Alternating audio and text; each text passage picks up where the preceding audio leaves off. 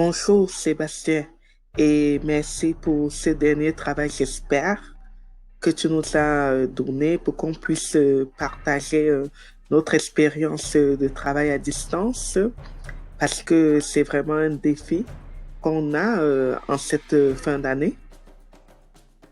Jusqu'à aujourd'hui, je me pose toujours la question comment en sommes-nous arrivés là?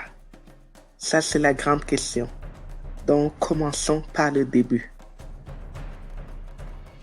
Tout a commencé tout juste avant le congé de mars, quand le premier ministre d'Oxford et le ministre de l'Éducation ont annoncé la fermeture des écoles 2 semaines après le congé de mars afin de diminuer la propagation du COVID-19. J'étais évidemment très heureuse parce que je me sentais très fatiguée et débordée. Cette photo représente vraiment mon état physique et mental durant cette période parce que j'étais vraiment fatiguée avec la charge de travail que j'avais et sans compter aussi mes petits-enfants et leur suivi à la maison. Mon état de fatigue s'est transformé beaucoup plus durant la semaine du 16 au 21 mars en un état d'angoisse parce que tout à coup on voyait de partout dans le monde les chiffres des malades atteints de COVID-19 grimper de manière exponentielle et ça faisait vraiment peur.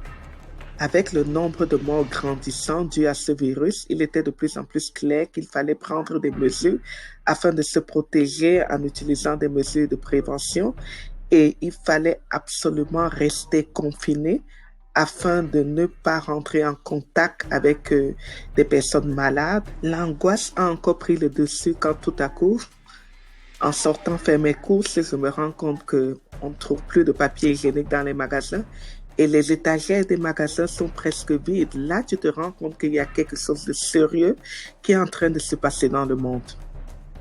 Il devient de plus en plus clair que le mot d'ordre est le confinement et que nous ne retournerons pas au travail le 4 avril comme c'était prévu.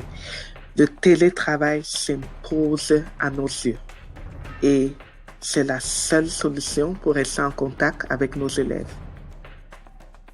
Étant à la maison, on aurait pu se dire que c'est facile parce que tu es à la maison, tu n'as pas besoin de te lever, de prendre ta voiture et de te déplacer, mais il fallait trouver un moyen efficace d'enseigner à distance parce que ce n'est pas du tout évident comme on aurait pu le penser.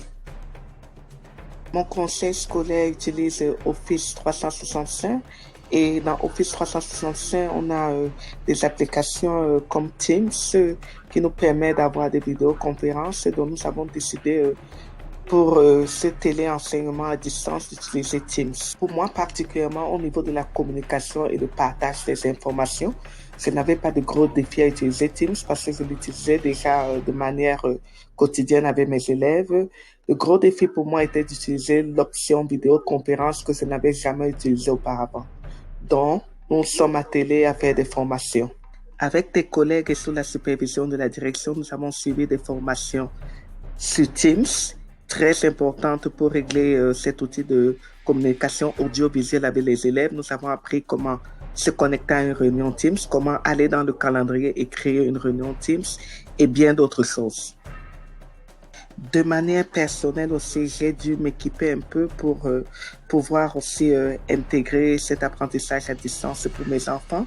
Je n'avais que mon ordinateur personnel, donc j'ai dû acheter un ordinateur de bureau pour mes filles et une imprimante afin d'imprimer leurs travaux et de scanner les travaux des élèves que j'aurai. Depuis le 6 avril, nous avons commencé des cours audiovisuels à distance avec des élèves. Nous avons reçu des notes de service nous expliquant le fonctionnement des cours à distance et de faire attention aussi aux droits d'auteur parce que c'est très important cela. Nous avons reçu aussi des conseils des techniciens et bien d'autres choses. Une autre chose très importante aussi avant le début des cours à distance était de lire aux élèves le code de conduite de la classe virtuelle. C'était très important afin d'éviter que les élèves se comportent de manière inappropriée durant le cours.